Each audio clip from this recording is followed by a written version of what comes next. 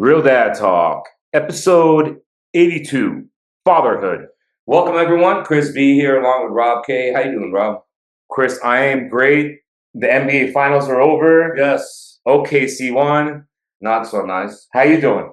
I'm good. I'm good, man. I'm excited about our guest, Cody Tucker from the Cody Tucker Show. What's going on, bro? Man, just hanging in there, dude. Those NBA finals sucked, man. I was so bummed. Man, I wanted Indiana to win so bad. I did too, and I saw Halliburton crash, and I was like, oh.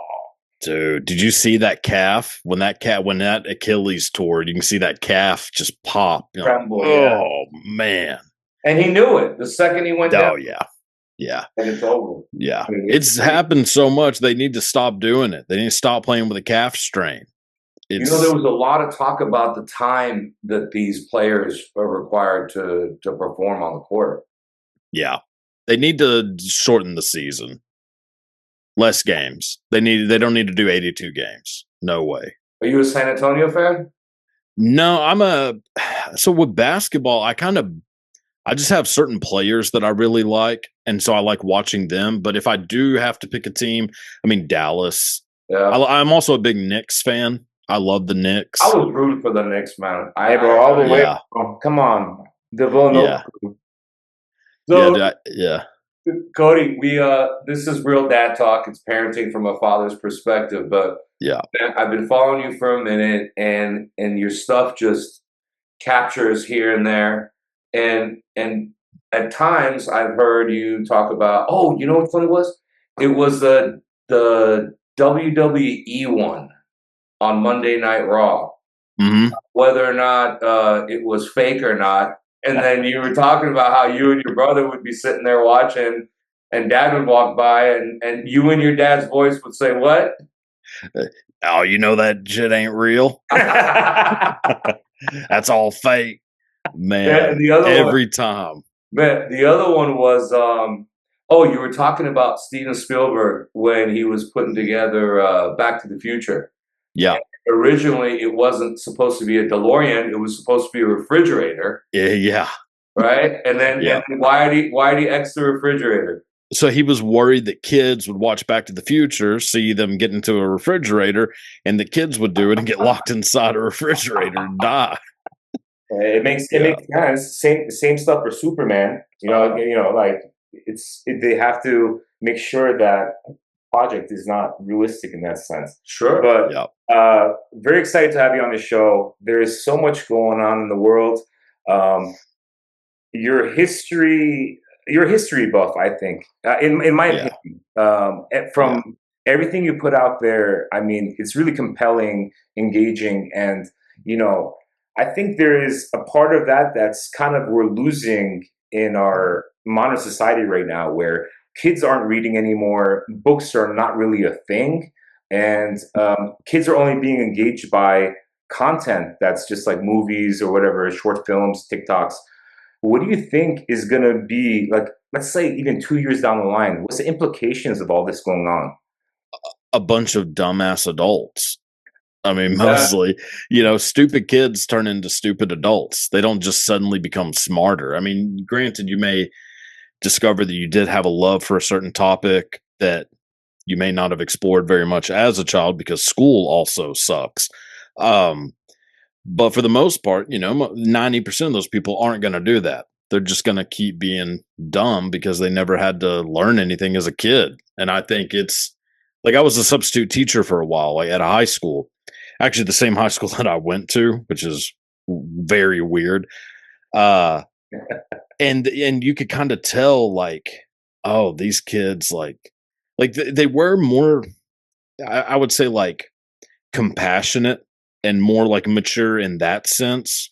Like there wasn't a lot of bullying like there was when I was a kid, like where everybody got made fun of all the time. Like I didn't really see any of that. And I was like, oh, that's kind of interesting that y'all, now it's like, it's just such a horrible thing to be a bully. Like they take, and then you can say that's like part of the snowflake kind of mentality, but sure. I think part of that's kind of good, I mean, a little bullying's not bad, but to get overboard is that doesn't help anybody.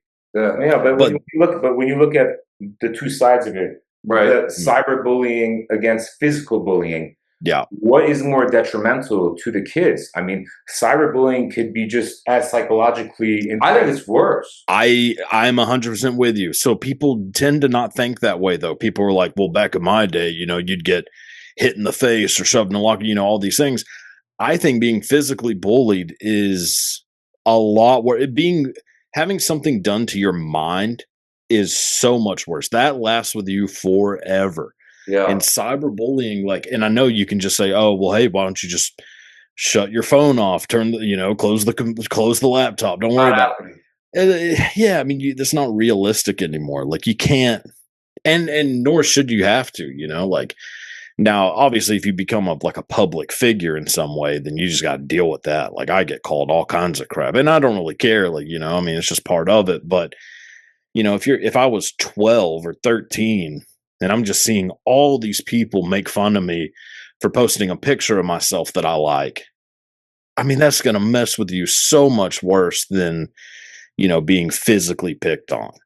Yeah, and at least when you had a physical altercation, you were looking at the person, you did the best that you could, and when it's over, it's actually over. Yes, and when you leave school, you don't got to worry about it.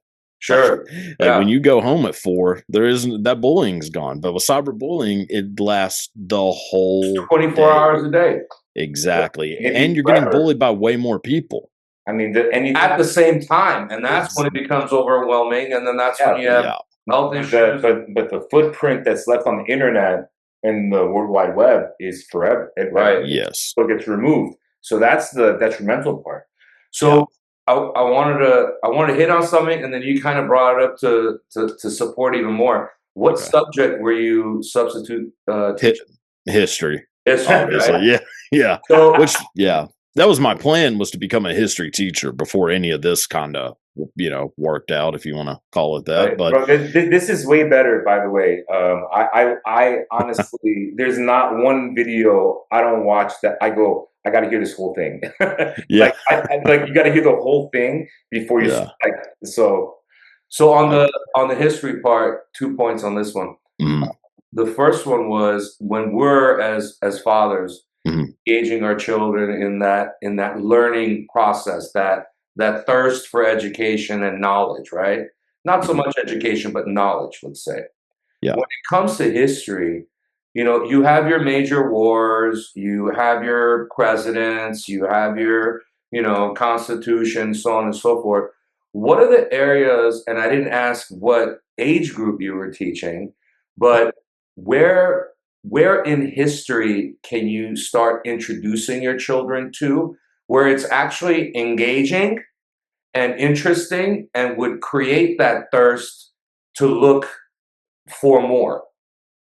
That's an interesting question, because it all depends on how it's being introduced, because any topic can be made mind-numbingly boring, but also can be fascinating depending on, like, for me, so I find the Civil War to be boring as hell, and I still think it's boring. But there are aspects that are interesting, and like anything, I love like anything that's bizarre, kind of dark, like morbid. Like, I love that kind of stuff.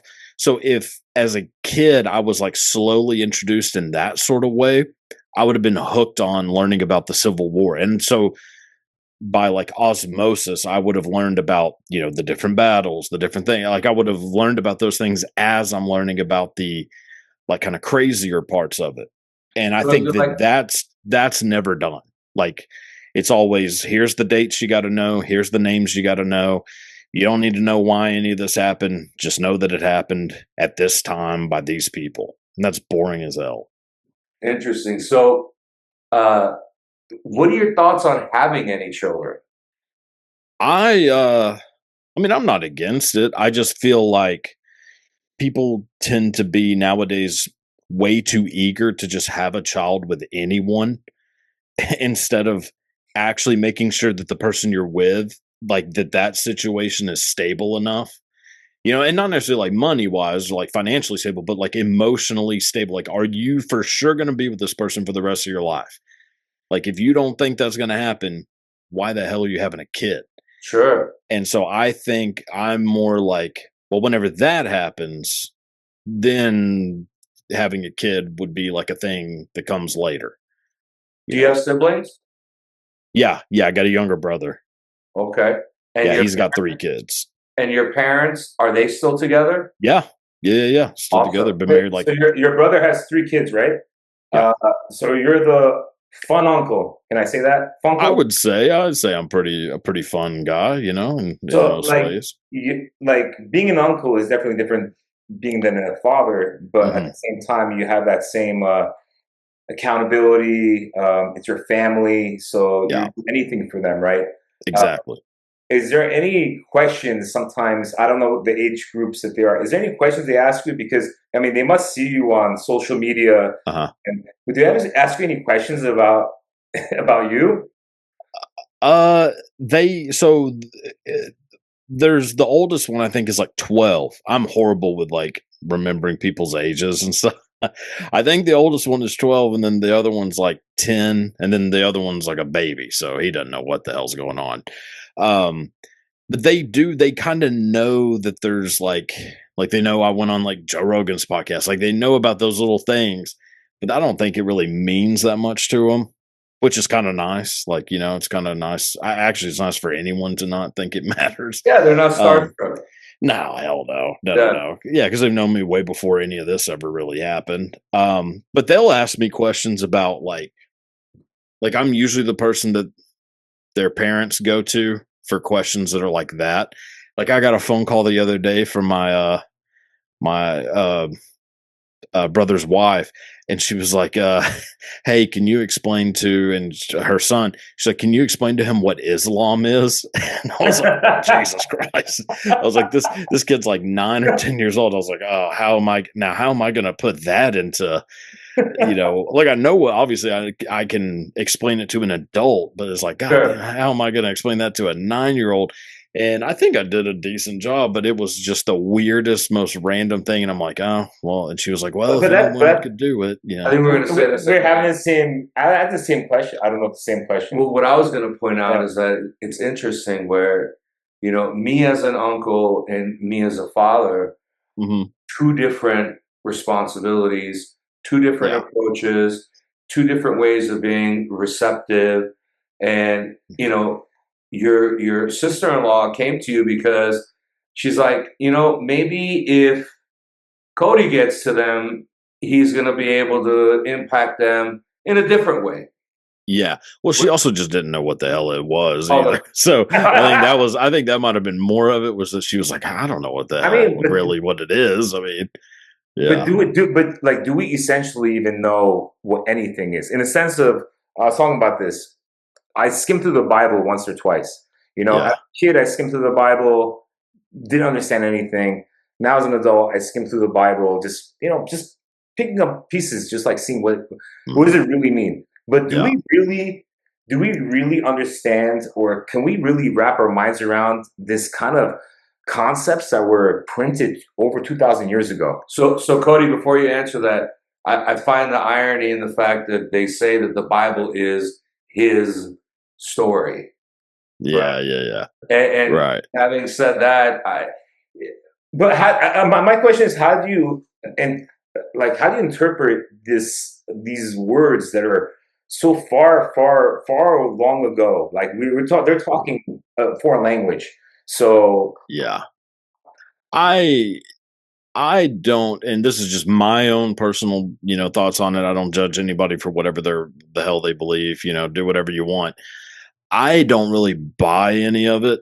I think, how can you really put that much into something that was written in one language thousands of years ago, then translated to another one, which already, so like translating from, let's say, Hebrew to Latin is damn near impossible to get it 100% right. Then translate that from Latin to English, like old school English, and then modernize it. It's like eventually you're gonna, something's gonna get missing from that. Like, some word is gonna get changed, and then, there's, the idea that, of the Virgin Mary, there's a belief that that's a mistranslation, and that it comes from like a Hebrew word that roughly translates to Virgo, as in virgin, but that word meant just a young woman. It didn't necessarily mean a person who had never had sex before. So there's like the idea that, well, Mary, like the original text, may have never even claimed that she was a virgin. It may have just said that she was a young woman.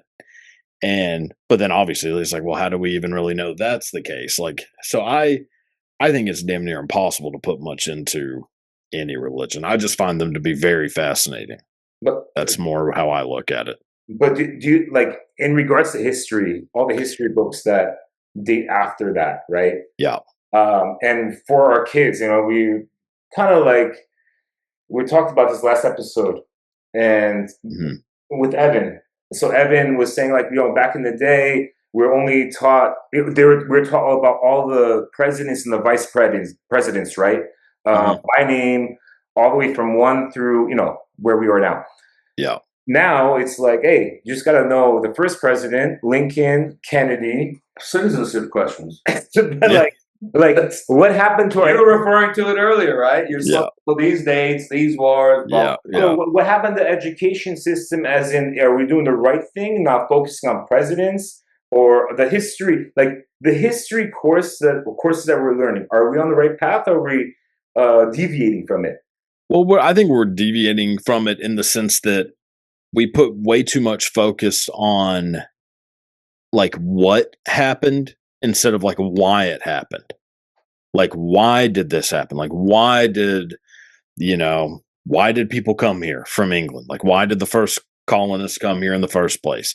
Why? And then like, what does that mean? Like, oh, they were looking for religious freedoms. Okay. What religious freedoms? Like all these different things. You just kind of learn about Thanksgiving and that everything was happy, and you're like, oh, okay, I guess that's how that happened. and then you learn about different presidents. You learn that like George Washington, was the first president, and his first, John Adams, the first vice president. You learn about all those things, but you don't really learn like what they did, and like you don't get it put into like context in the way that like a movie would show it. Like you don't see like the context or the story around it. You just get told that here's a picture or a painting of these two guys. Here's what number presidents they were and what they did. But you don't really like, none of it just means anything to you. You don't get the full story, and you don't get to like, you don't get taught like why this matters to you today, even though it definitely does.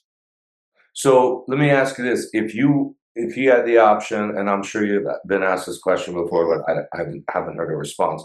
Okay. If you could sit and interview 3 people who were impactful in society, in history, that are now deceased, who would you want to sit with? Tough. Wow. Who would you sit with? That's a good question. And what would you ask them? I didn't even know you were asked this, man. That's a great question. Yeah, it's a fucking tough one, dude. I mean, I would say Thomas Jefferson would be fascinating. Or actually, founding fathers wise, probably Benjamin Franklin. I think Benjamin Franklin was a fascinating individual. I'd probably go back, if language wasn't an issue, I'd interview probably like maybe Marcus Aurelius. He's one of the Roman emperors, arguably one of the greatest Roman emperors of all time. Yeah, kind of a philosopher, more so than an emperor. And then probably, man, I think like, I don't know, man. That's so fucking tough. Maybe like Friedrich Nietzsche or something. I don't know. There's so many, man. That's tough. Maybe even like a little bit more recent, and probably like maybe like Kennedy or Nixon. Nixon, actually, probably. I think Richard Nixon to me is the most fascinating president of all time.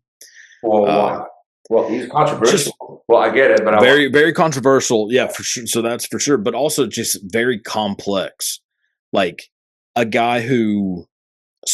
It's like the ultimate villain story of somebody who starts off like very good, just wants to be he like wants to impress people, but he also does care about people. He cares about the American people, and then just slowly starts to turn into a person who will do anything to get into a higher position, like do some crazy shit where you're just like, oh, like why'd you do that? Why couldn't you go a different avenue? And then like, and then it leads all the way up to his presidency where, he's just this absolute scumbag, but not necessarily a horrible president. He's just he was doing things behind the scenes that were not above board. But then also it'd be interesting to know what he thinks about what's going on now. Because hell, I mean, he's a Boy Scout compared to the last 6 or 7 presidents. So yeah, it'd just be interesting to get his take. What are your thoughts on Ronald? I mean, Ronald Reagan was, he came from, he was an actor, right? He from being an actor. And he knew how to sell. He knew how to sell. And actually, the funny story is one of my neighbors, when I first moved to LA, one of my neighbors was a friend of his and would say stories about him and his brother. They would hang out. They would go from the Duck Club. I mean, whatever it is. So I heard he was a very interesting president. Yeah. Is that someone that you'd say would be on their 4th or 5th, possibly? 100%. Yeah, Reagan's fascinating fellow as well. I mean, yes, like you said, started out as an actor. He became the head of the Screen Actors Guild. That was like kind of his first time in like any position of, I mean, it's hard to say that's a position of power, but it kind of is, you're dealing with like unions and things like that. I mean, you're at the head of a union. And then he got real heavily into the HUAC, which I don't know if you know what that is the House Un-American Committee, when in the 50s, 40s, mostly 50s, there was like the McCarthyism where they were trying to, kind of sniff out all the communists within Hollywood and blacklist them and not let them make movies anymore. And he was one of the guys in Hollywood who was leading the charge on that alongside Richard Nixon. Richard Nixon, in the political sense, was part of the hearings. Because he became, the vice president for Dwight Eisenhower. So he is the vice president, big part of all of that going on. And then, and Reagan was, 100% just ratting people out. And and some people think that's great. Some people are like, yeah, screw the communists. They should, we don't want them in here and all that stuff. But ultimately, they were American citizens. They have every right to be a communist if they want to be a communist. Like, it's they're I mean, that's what freedom is. I mean, you get to be whatever. Let me ask you this: is your personality? Well, obviously, both you have influences from mom and dad. Yeah. Do you think? Where did this thirst for knowledge stem from? Was it something that you did on your own because you wanted to find your own little thing that was yours? Or did you have any kind of guidance or motivation from either parent? It would actually be more so from my grandparent. So my granddad, my mom's dad, are easily one of the smartest people I've ever met in my life. He was a lawyer, grew up like completely, like legitimately dirt poor, like dirt floors, like 6 brothers living in like a 1-bedroom house, and then he went to law school, graduated #1 in his class from Baylor Law School, very like American dream story.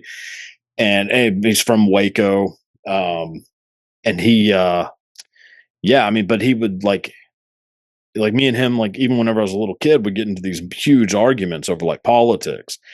And like huge debates. And I was 12, 10, 11, 12, just in these arguments. But it made me, whenever I would lose and not know what I was talking about, I would get really upset because I was like, oh, if I just knew more, I'd be able to win these things. Right. And so then it just was okay, I got to learn whatever topic we had talked about where he would mention something I didn't know. I was I got to learn everything I can about this thing. If we're arguing about Vietnam, because he didn't fight in Vietnam, but he was in the Air Force. Right. He just was in Hawaii. But regardless, we would have arguments about Vietnam because I would watch I'd watch Platoon or something and think I knew everything about Vietnam. So we would have arguments about it, and he would mention these things I had no clue about. So I was all right, gotta read 10 or 15 Vietnam books and really like come back at them. And So so that's more that just internal, turned though. into That's more things. personal. That Yeah, was yeah, it was always very personal to me of like I gotta learn more stuff. And whenever he's talking about movies, like it'll impress him if I know a bunch of things about like old movies. So I would read all these books about like, 1950s and 60s Hollywood and learn all these names and like the movies they were in, the awards they won, so that I could bring them up to him and like impress them. So kids these days are pretty lazy, right? Yeah. I know my Yeah. kids are. Yeah. They'd rather watch content, video content over anything Mhm. else. Sure. Uh, I want them to engage in reading again. Reading, even if Yeah. it's whatever, it's not a book, it's whatever on an iPhone, whatever it may be. Mhm. How do we do this? Because at this point, we're such at a. I mean, I don't want to say we're screwed, but we are. We're screwed. We're essentially screwed, Chris. Yeah. I mean, it's one of those situations where we already lost the battle. Mhm. And my kids actually have summer reading, and I'm actually laughing at the books they're. But they're reading, though. No, but these are the books that I was reading in middle school and Yeah. Yeah. whatever. So I'm like laughing. I'm like, you're gonna enjoy this book.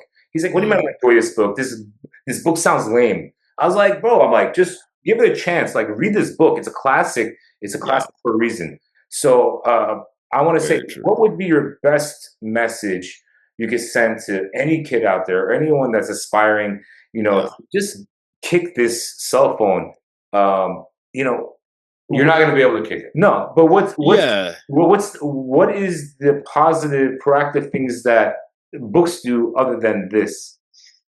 Well, I mean, for one, the information you learn from a book sticks with you way more than the information you get just from scrolling through social media. So even if you do follow a bunch of pages that are, dedicated to history or like whatever topic it is that you're interested in, when you read something, like actively like take in that information, it sticks with you more and you get way more information and you learn other things. I would say just find a topic that is interesting to you. Does not matter what it is. And like be as specific as possible. Like if Mm. you think like I don't know, there's something fascinating about like Nazi Germany. Go to a library or rent books. I mean, whatever you got to do, buy books on Amazon. Find some that are about like Nazi Germany and read them. Like and don't worry about like, oh well, I You should could put that in. probably. You could put that in AI though. Like you could put that in AI, and AI could develop that too. I mean, Well, that's fine. I mean, that works. does it? Like I think so. like I feel like we're taking a shortcut and going to AI. Yeah, Like but shortcuts you're thinking 30 aren't years always ago. but shortcuts aren't always a bad thing. I mean, I mean, whenever they started making the interstate system, those were all shortcuts, but they worked better. I Yeah. mean, those were the faster way to get from one state to the other, and it doesn't necessarily mean that it was a bad thing to do that. I mean, think about how much easier it is to go from like if I wanted to drive from Texas to California, it's a hell of a lot easier to do that with interstates than it is if I'm having to drive down little like Or county just take a roads and shit. flight. Well, okay, so flying There's a is the shortcut. ultimate. Well, Flying is the ultimate shortcut. Like, you don't have to waste 24 hours of driving to get from my Texas. thinking is that cognitively, if we keep asking these, because I've been going with AI with a lot of projects. Mhm. If we keep going with AI, is this part of my brain or this part of my brain going to start shutting down because I'm going to stop thinking? I'm letting this think for me and then just giving me outputs. Well, I mean, it kind of depends on what you're trying to get. So if you're just trying to learn something, like learn information, because you obviously have to actively put in that question into AI. Like if you say like, I want to learn something fascinating about, Richard Nixon, and you put something like along those lines into AI, like you're still having to take the time to like actively learn those things. Well, not only that, you already thought about it Right. before you put the inquiry in. Right. And so that information is going to stick more because you were already interested in finding it out ahead of time. It wasn't something that was like being shoved down your throat and you're just like, I don't really give a damn.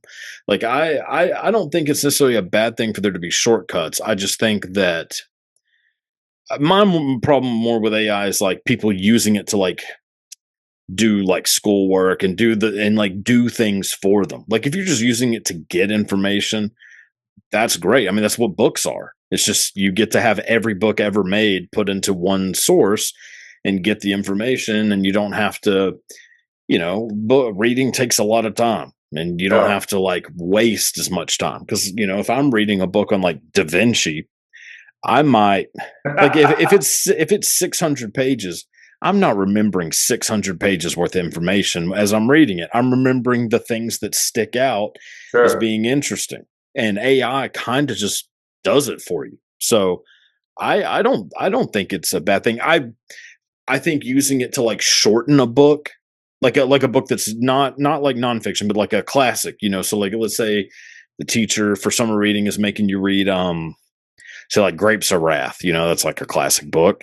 If you're going into AI and say, give me a summary of Grapes of Wrath, I think that's doing a disservice. Now, it is good if you do it ahead of time because, you get like familiarized with the story, but ultimately you still need to read it in the way that author wrote it. And I think Understood. that's a thing that gets lost with kids now, because most of the time kids now are just like, I'll just look up a summary, which I mean, I used to, Yeah, we but used to do we that with used like to have Cliff Notes. we used to Cliff Notes. We used to Yeah. have this, but Yeah. Cliff Notes were trash too. They weren't that good. Like they weren't. Yeah. They barely got me a C plus or B minus. I mean, it was like But they're delivering. but that's the trade-off is you're getting, it's you're doing minimal work and you're getting the minimal passing grade for it. So actually it's a pretty fair trade-off, whereas if you took the time to read the book, you'd probably gotten a better grade, but you're working harder and getting a better result. Your teacher's just schooling you right now. Well, listen, this was you're No, talking high school. You had a day left, and then you got the Cliff Notes. dude, I did the same thing. There were some books that I would always try to read them, and then I would get about a third of the way and think, I don't like this, but Yeah. I have to read it. So I'm like, all right, time to pull up Cliff Notes, and I'll read the Cliff Notes on, Huckleberry Finn, which I still think is Yeah. one of the worst books ever written. So, yeah, so like I wasn't going to read that whole book. I didn't care. I thought it sucked, and I didn't get why we had to read it. I'm with you on that. Yeah, so I'm fine reading Cliff Notes on that. But and I also would read the Cliff Notes and get like a C, which Yeah. I felt, I deserve this. I only spent 10 minutes working on it. Like, I think that's pretty fair. So we have there's Wikipedia, Yeah, and there's you. Because Wikipedia, you know what you're looking for, just like you were saying, yeah, right? You look it up. yeah, And there's someone like you who just throws stuff out to you that you would never look into mhm, Wikipedia. yeah. Then we have a site that we haven't developed yet, and Uh-huh. it's called Fatherhoodpedia. Okay. And Yeah. we always ask our guests, our friends, what was it between themselves and their father that made an impact, or just like you were saying, your Hmm. grandfather gave you Yeah. direction. What was it about your father that made an impression on your not only your upbringing, Uh-huh. but on your way of looking at things? So we would like obviously, if you're a kid, you're just trying to impress adults. That's like the greatest feeling in the world is whenever you genuinely impress a grown up. You're like, holy shit, look at me go. And so there was like a thing where my dad and like my uncles would be like, drinking and listening to music. And my dad would be like, hey, y'all like listen to this. And he would like, play a song for like 5 seconds and ask me to name the song and the band and the album. And this started whenever I was like 5, 6, 7 years old, like very young. And I would like name them. And it just got me hooked on like that feeling of being like, holy shit, I can like impress this room of grown-ups by just knowing these things. And then as I would try to learn as much of those things as I could, I would start to see like connections between like, oh, this album came out at this time. And then I would read the back of like a CD and see who produced it, and then start connecting the dots between different albums. And the same thing would happen with movies. He would do the same thing with like a movie, like, name all the actors that are in this movie or whatever. And I Sure. would start connecting things. And then that got me to kind of like become fascinating with like connecting people who you don't necessarily see as being connected or things like that. So that's where Yeah. like all So that kind of came from. I got it. Thank you. Now we've had the coach dad on, right? The Uh-huh. who's a coach, and he's on that sideline, and then he's got all the other moms or dads coming in and trying to play coach and disrupting that, discipline, that whatever it is that coach is trying to teach these children. As a teacher, though, where is it that parents can better work with the student's teacher, and kind of be the eyes that the teacher is at school, at home, and vice versa? Yeah, I mean, in a lot of ways, parents need to probably stop believing their kids as much as they believe them. Your kid is probably lying to you. Like if a teacher says, "Hey, Bill isn't paying much attention in class," that teacher's probably right. Your child saying, "No, that's not true. I never talk in class." That kid is lying to you. And there's been this weird shift where parents now get angry at a teacher for failing their kid. Instead of like whenever I was a kid, and I'm sure when y'all were too, like if I brought home a report card that had a failing grade, that was my ass. Like that is we cannot have this. My parents weren't going up to the teacher and going, why are you giving my kid an F? They would ask, Right. why does my kid have one? But it was so that they could come back to me and be like, hey, cut this bullshit out. Yeah. And I think that there needs to be a more of a shift back towards that, to where at school, the teacher knows what's going on. The parent doesn't.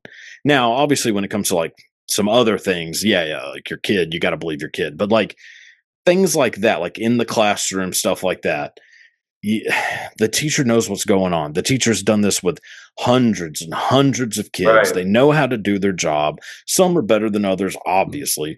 But like parents should be supporting the teacher, like working in tandem with the teacher, and not trying to like undercut the teacher to like get their kid a better grade, or like get the teacher off the kid's back.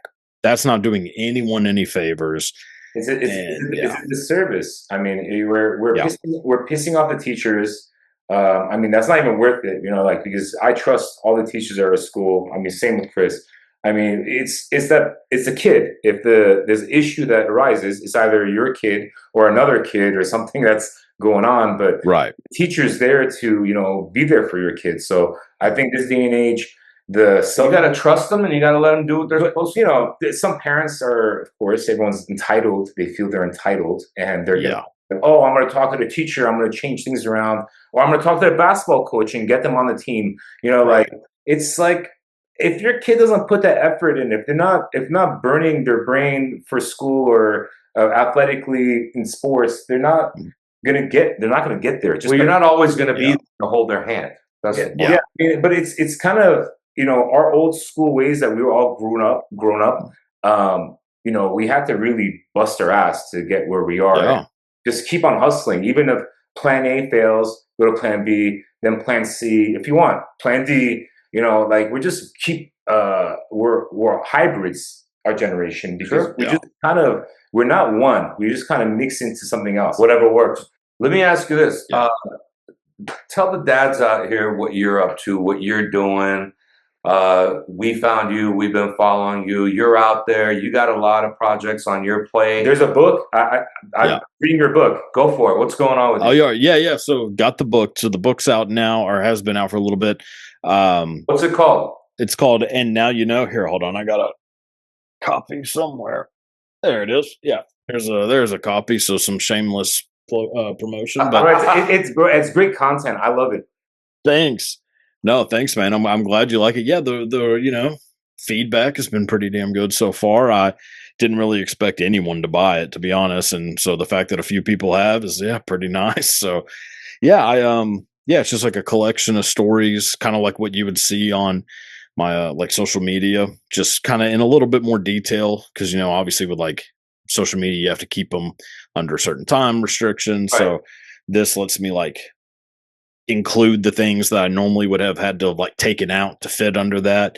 And then there's like stories in there that I've never done, like just other stuff. And so I got that going on, and then the podcast, and that's really about it. I'm probably going to write another book at some point. Like that was such a damn nightmare. So I don't know. I don't know if it's going to be anytime too soon, but yeah. We appreciate you coming on the show. For sure. The Cody Tucker Show, the podcast is amazing. We love listening to it. There's so much insight that you have that I think we need in this day. It's refreshing. And Cody, your stuff's refreshing. Man. I mean, it really. Thanks, man. No, I appreciate that. You turn on the news, like you were saying, the kids are expected to learn this, that, and the other. They don't find out where cataracts came from. I didn't know Beethoven, died because diseases that fell from the infections and the cataracts. And it's just a shame, that like people don't learn those things when they learn about like that those types of people. Like they don't learn, like I can't tell. I mean, I know we talked a lot about Benjamin Franklin in school, and I don't remember ever hearing about him getting, about every STD in the book whenever he was in France banging all these prostitutes. Now, had they have told me that in 7th grade, I would have been paying a lot more attention. Yeah. I mean, it's at the end of the day, if the information just hadn't that back presented in a different way is what he was saying. But Cody, thank you so much, man. Thank you for coming on board. If we're in Texas, we'll check you out. If you're in LA, please, you're our guest. Come on down. We'd love to hang out with you in person. Hell yeah, man. Yeah, hopefully one day. All right, take care. Have a good night. Later, y'all too. Everyone out there, thank you so much for this episode. Real Dad Talk. Check us out at realdadtalk.com. Also on Twitter and Instagram at The Real Dad Talk. And lastly, Facebook and YouTube, Real Dad Talk. We'll see you next time. Real Dad Talk.